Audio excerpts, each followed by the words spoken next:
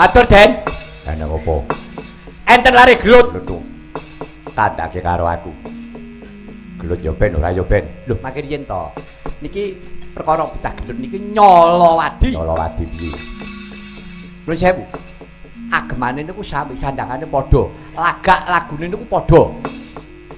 Sandangane padha piye? Sandangane nggih kaya Bali niku kok. Bali. Nggih kangge kotak-kotak ngoten niku. Wong edan. Agemane kados panjenengan. Pun. Yo poleng ngene. Heeh. Anu nggih. Nggih poleng ngoten niku. Wah.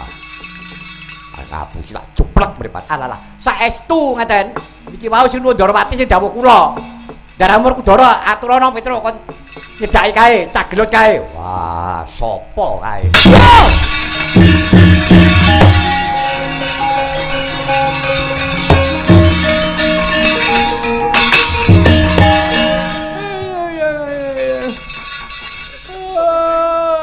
Lah nyuwun tampa. Apa? Nyuwun tampa kembang Wijaya Kusuma. Kembang Wijaya Kusuma nggo ngungkuli dapurmu to. Oh, alah banget alah modar karepmu. Alah cilaka awakku. Oh, alah. Pripun? Jagat Dewa Bathara. Kowe kepengin tampa? Nggih, sinuwun. Ya wis. Aja nganti kesuwen taun kuli kembang Wijaya Kusuma kagendang tangi ya.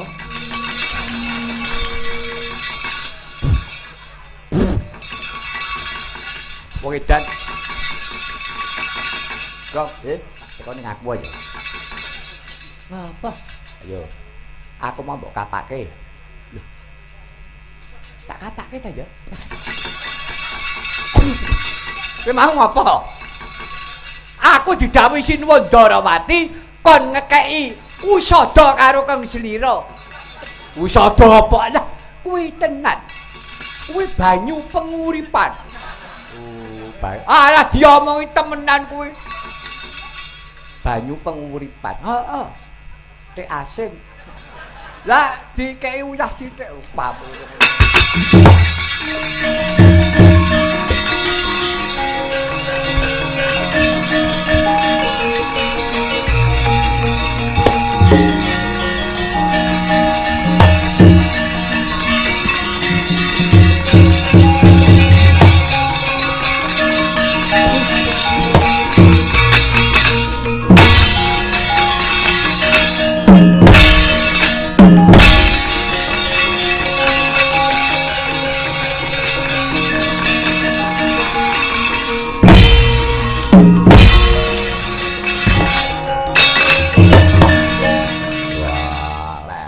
Leren. Wah, bocah edan. Leren ora. Ayo leren. Leren. Ayo leren. Bapak.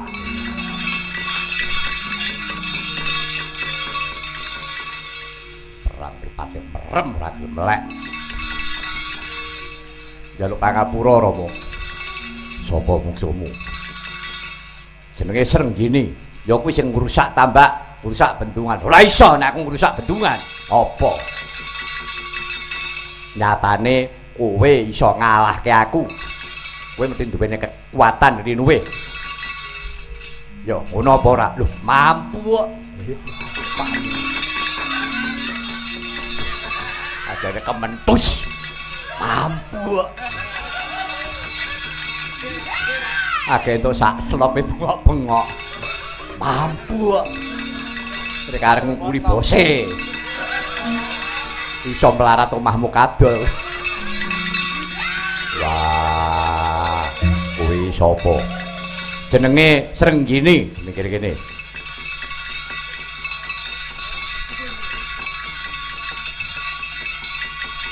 Nah, kene niku. Niku wau sing di napa sing diarani kali Ndara anu Antasena sing bedah bendungan nyolong banyu.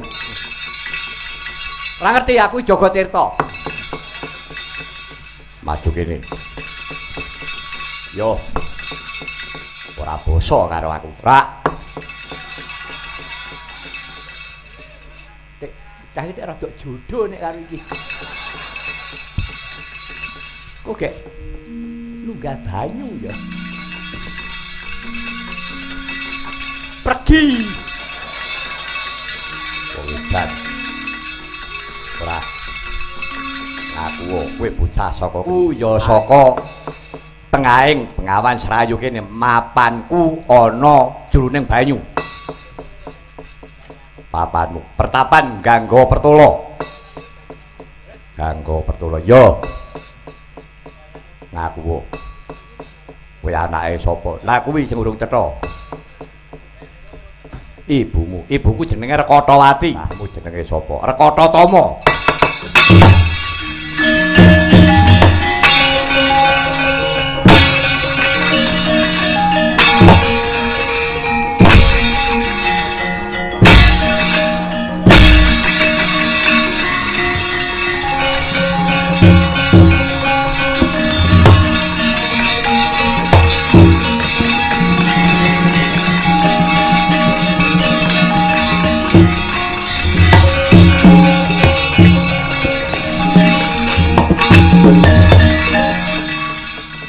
Bareng ngerti nek aku iki anake Dewi Rekotawati putune Begawan Rekotatama, malah aku mbok taboki karepmu piye? Wah. Aja ngomong wong. Kowe iki anakku. Yai.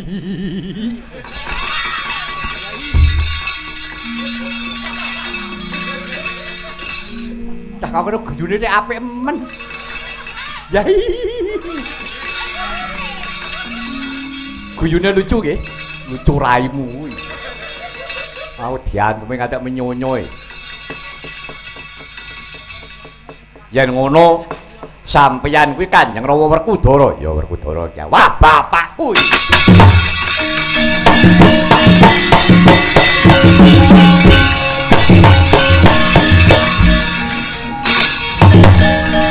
Wah. Oh, bapakku. Sepira luputku sing gedhe pangapuramu ya, Pak. Iki mau aku gawe geger ning aku iki ora gawe gendro. Nan, Bapak. Leh, anak Jodipati kok ting celoneh ya.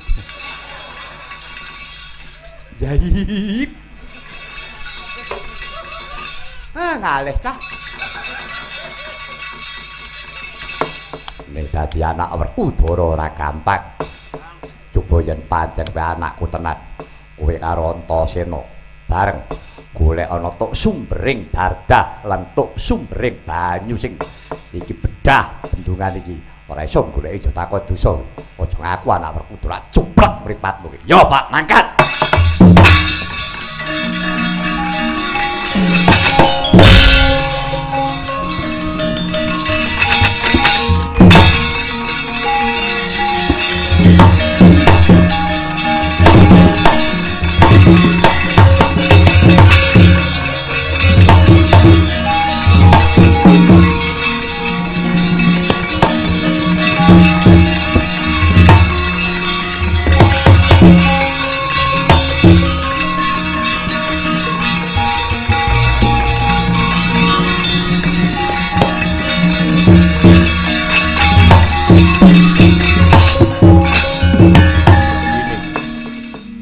Aku nek nyeluk kowe Kakang apa Di? Takono wong edan kuwi sing ngerti. Aku nek basa piye to? Ngaten. Mestine nek mboten bantu sampeyan kudu Kakang. Ngakang. Nggih, Kakang Antasena. Yayi Senggini sampeyan nyeluk niku. Sampeyan mboten ngerti sejarah itu Kali Serayu niki sing damel niku Kang Rama Ndara Werkudara nika sing ngewangi mbok sampeyan wong loro niki. Sejarahe ngoten niku, nggen bukune ngoten niku. Walah iya ya. Ngono ngatukmu ngantek menteleng. Dados nuwun sewu. Nuwun sewu nggih. Ndara Antasena niki duwe ibu jenenge Bathari Ranggini. Mbah niki jenenge Bathara Ranggana niku dewane ngurang. Ngeten? Lah niki mbah niki dewane yuyu. Mbok niki nggih Bathari ning yuyu bareng-bareng. Rikala semanten bala urang bala yuyu niku do damel kali ngewangi Kang Rama Ndara Werkudara. Mula Kali Serayu niki sing rewang-rewange niku nggih Kang Ibu Ranggini utawi Urang Ayu kalih Rekatawati niku ngeten. Apa pancen omahku kene, aku nggonku ya serayu kene. Lah nggih. Semanten ugi. Ndara Kertasana niki, Antasena kok Kertasana. Niki jeng mriki ngoten dadi sampeyan niku Antasena karo Srenggini niku tunggal bapa seje ibu, ngeten. Oh, ngono nggih. Ning abune tuwa sampeyan. Ya mung pancen Ndara Werkudara niku garwane niku werna-werna. Nadyan to garwane niku Urang, ning widodari ning Urang Kang Ibu. Putune Bathara Ranggana. Terus sampeyan niku putune Dewaning Yuyu Rekatatama. Lah niki tedhak turune Dewaning Kodhok. Bathara Precil Semita. Konangan neneng Hongkong.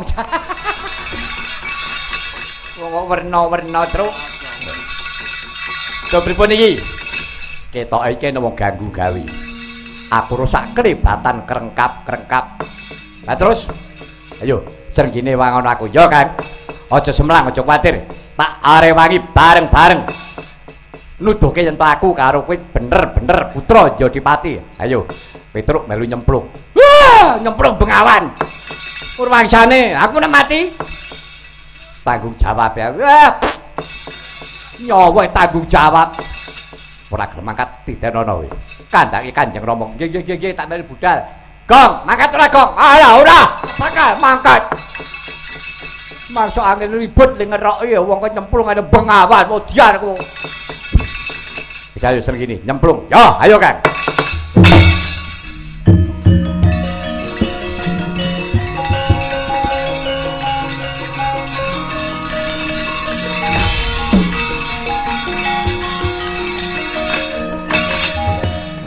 Aku nyemplung apa ora nek nyemplung ora ono ngrasa nglangi ora ya mati ya nek ora nyemplung nek ketemu Ndara Werkudara ora dipilara ya cilaka surip dadi batur kaya ngene piye awakku rasane ndak nyemplung ndang kowe apa nek dirasani iki bakal ora nyemplung penak arek mulih seksine wis ora eneng. Sapa sing meruhi bakale? Aduh. Ayo hati-hati kowe arep minggat. Mboten. Hati-hati aja nyemplung. Ayo kayak nyemplung ya pangindaran. Nggih, mungkin riyen. Ngopo kuwi ucul kathok? Ora tau ucul. Ya beta dedekku dhewe kok. Ora entuk.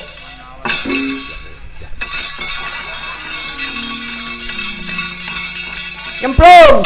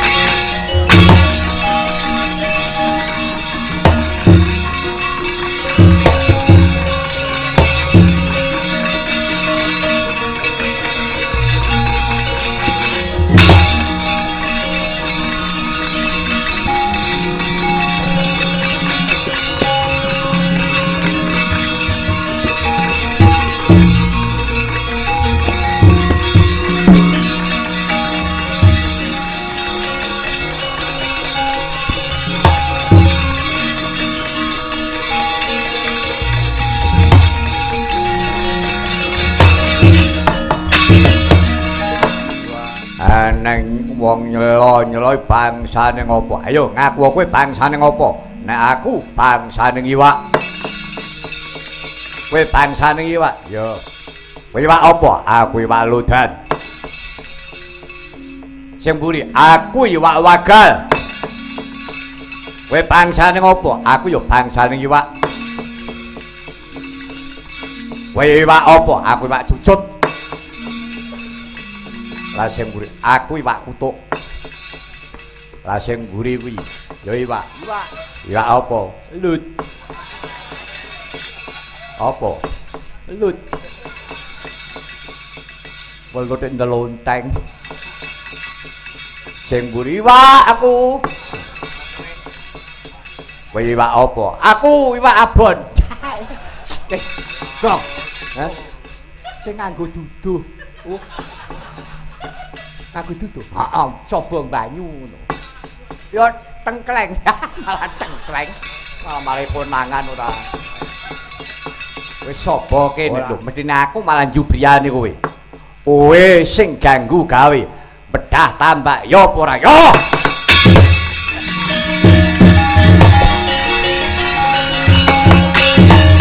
Ya apa to?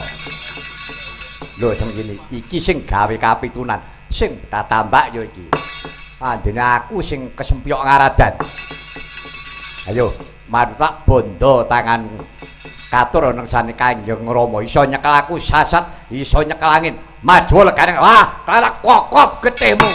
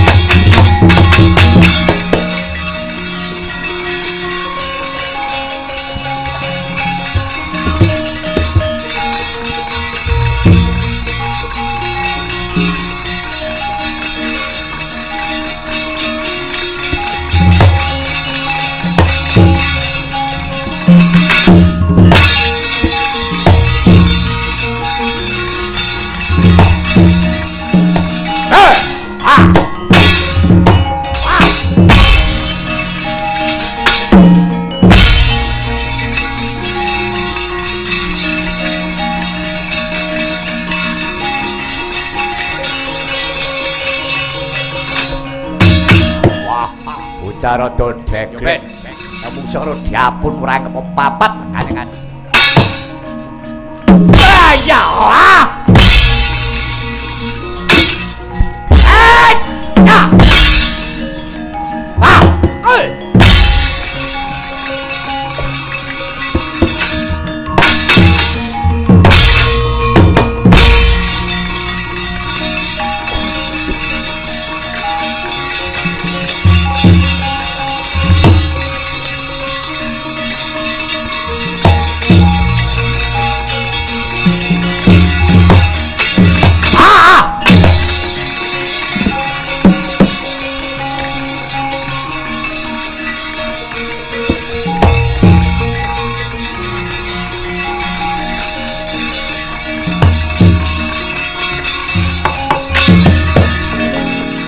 Mudar derajat apa? Ya kena tak capit gulumu mbok anggap apa?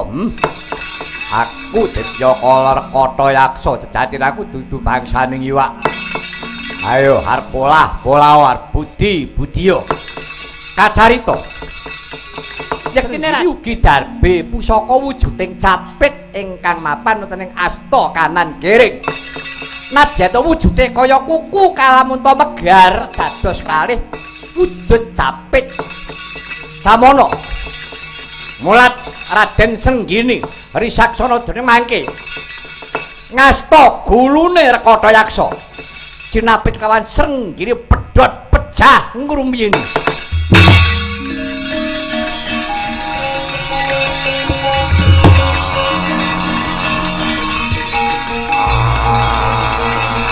Wah!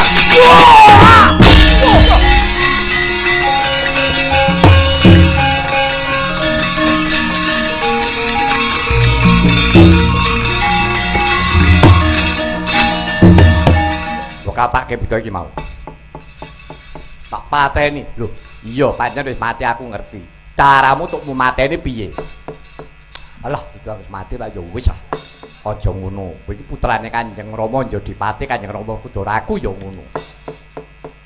Kenang apa kok ora ngaku? Tak kandhani, aja ngomong wong. Aja ngomong wong.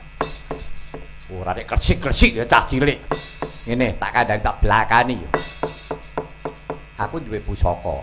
Iki nek ngene iki wujude ya Kanjeng Rama ya ngagem kuku iki dudu kuku Kakang. Lho, kowe weruh iki megar. Lho, nek megar dadi capit. Arep nyoba apa piye? Wis. Nyoba sembrono. Mula buta ki mati meh pedhot gune tak capit nganggo tanganku iki mau. Wah. Weh. Iya. Bener-bener yen to putra Njodipati kuwi mau nadyanto putune urang karo putune Yuyun bisa piguna tumraping bangsa lan negara bisa gawe tentrem.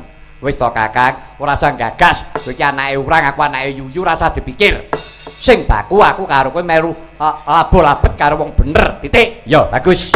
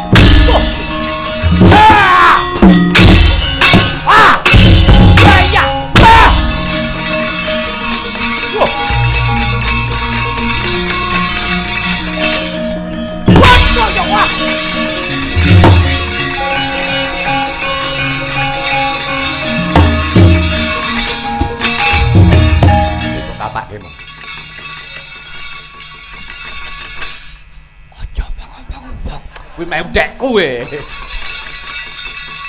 Ora gelem gayatian dhewe.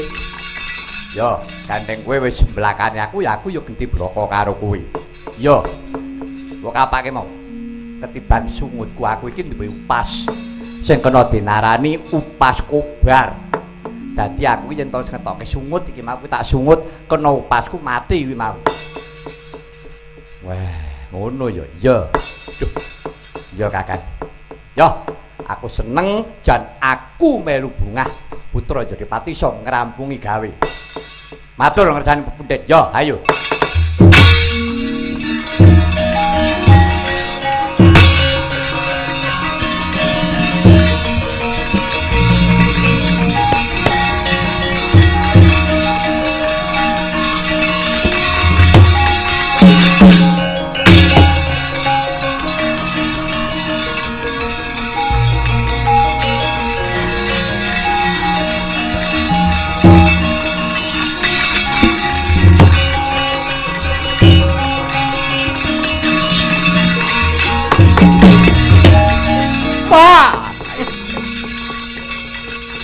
Sida Senopati ku sakloron mati ora tengahing Bengawan. Para Pandhawa, pelakno Prabu Godhamangkara.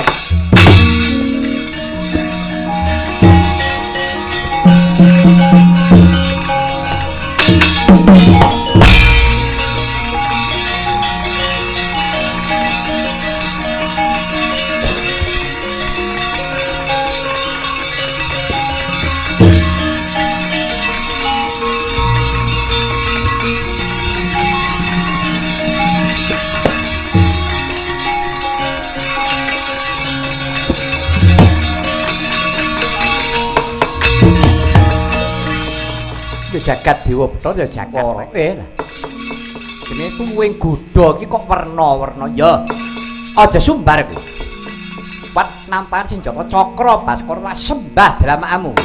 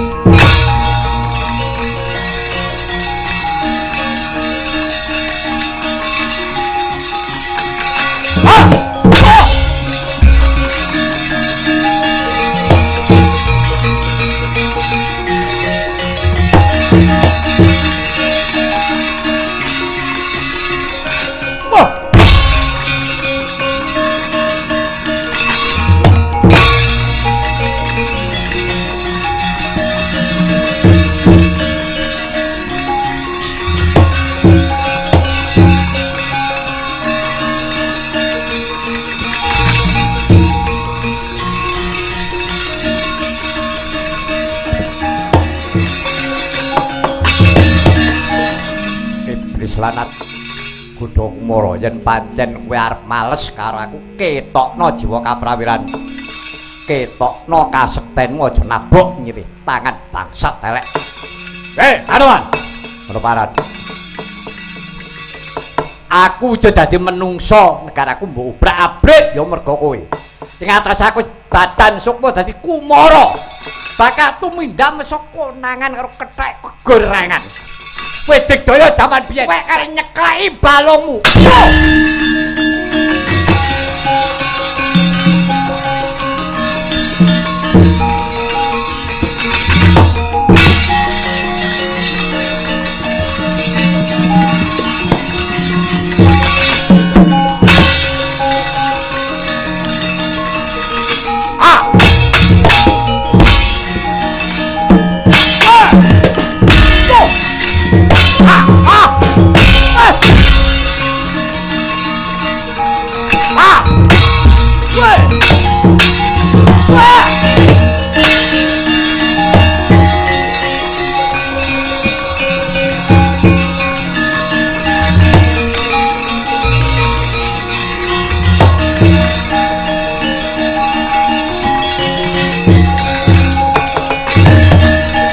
Aduh, Anoman aku rumangsa tobat.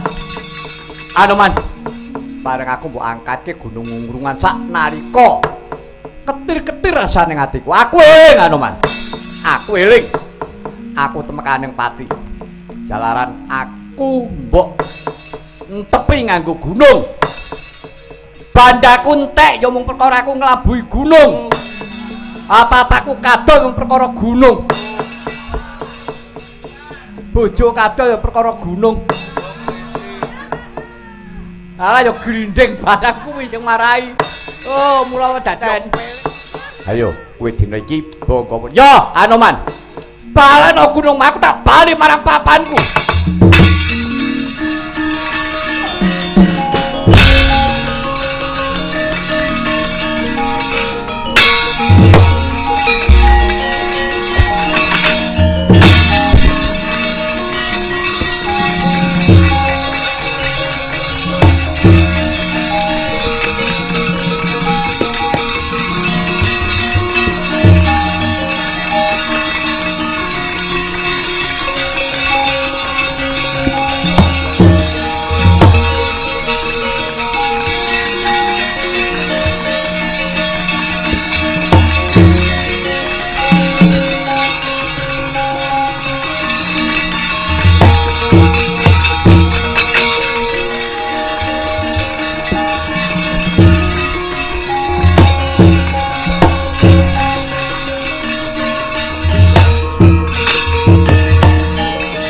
Yayi Prabu, menapa Yayi Prabu paripaksa badhe nglajengaken ngrisak wewangunan? Menapa Yayi Prabu kepareng inggih menika manunggal kelawan ingkang ngrayi para Pandhawa? Kula pitados Yayi, menawi Yayi Prabu menika kersa rukun kelawan ingkang ngrayi para Pandhawa, kula kinten negari kula inggih badhe kasamadan. Menapa ing dados kamulyaning para Pandhawa? Pandhawa mulya menika mboten kagem piyambak, Yayi. Menapa malih paduka taksih kadang. Prabu kula mboten nyuwun dipun wulang. Kula mboten kepengin piwulang. Kula namung kepengin adil. Yun pangapunten nggih, Yayi. Adil menika mboten kenging dipun tingali. Papaning adil menika wonten pundi? Cobi. Papaning adil menika wonten pundi? Papaning adil menika wonten raos panarima. Mapaning adil menika wonten rasa panarima upaminipun tiyang kalih mongko badhe andha wujudipun tigan utawi ndok. Sampun dipun godhog sampun mateng wonge loro ndoke siji. Dipun palih nampa sepalih-sepalih menika sampun adil menapa dereng? Nggih, menika nawinipun sampun adil. Nggih, menawi manahipun menika narimah. Ning nek atine kuwi ora trima diwenana separo padha, mesti duweni rasa pangresula.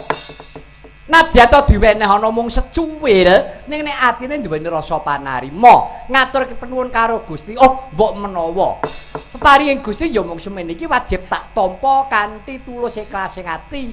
Menika papaning Adil Yayi. Walah gambleh ora kepengin dulan.